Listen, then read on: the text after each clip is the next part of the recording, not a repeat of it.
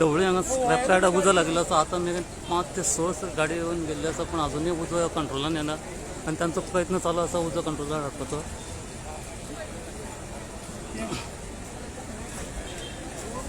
तशेंच ह्या स्क्रॅप यार्डाच्या सायडीक तेकोनूच लागींच पेट्रोल पंप आसा. चुकून समज उजो त्या सायडीक गेलो जाल्यार व्हडलो अनर्थ घडपाची शक्यता आसा.